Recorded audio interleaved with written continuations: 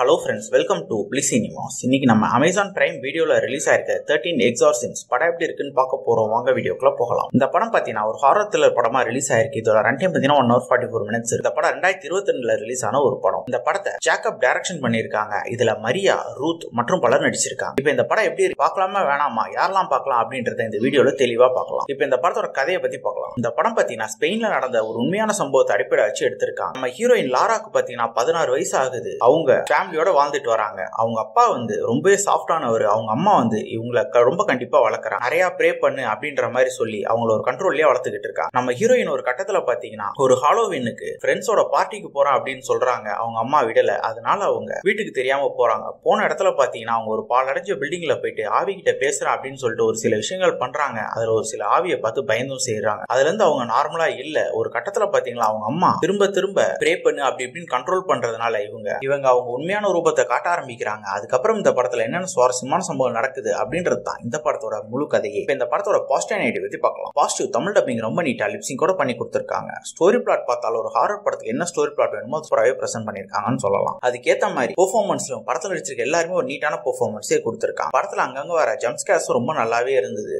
ஆனா படத்துல இவங்க த்ரில்லிங் ஃபேக்டர் அங்கங்க மெயின்டைன் பண்ணிருக்காங்களே தவிர படம் முழுக்க நமக்கு அந்த பயம் வரவே இல்லை. டெக்னிக்கல் ஆஸ்பெக்ட்ஸ்லயும் படம் சூப்பராகவே இருக்கு. சினிமோட்டோகிராஃபி, சவுண்ட் எஃபெக்ட்ஸ் எல்லாமே நல்லாவே பண்ணிருக்காங்க. பிஜிஎம் நல்லாவே பண்ணி கொடுத்திருக்காங்க. இவங்க கேரக்டர் ரேட்டிங்ல பெருசா எழுதல. அதே மாதிரி பாத்தீங்கன்னா ஸ்கிரீன் பிளேல பயங்கரமா கோட்ட விட்டுருக்காங்க. நம்ம ஆல்ரெடி சொன்ன மாதிரி அங்கங்க பயம் வருதே தவிர ஓவராலா பார்க்கும்போது ஒரு நார்மல் படம் மாதிரி தான் இருக்கு. ஒரு பேய் படம் பார்த்த ஃபீலே வரல. ஓவராலா பாத்தீங்கன்னா இந்த படம் ஒரு ஒன் டைம் வாட்சபிள் படம் தான். வேணும்னா ட்ரை பண்ணி பாருங்க. இன்னொரு வீடியோல சந்திக்கலாம். தேங்க்யூ.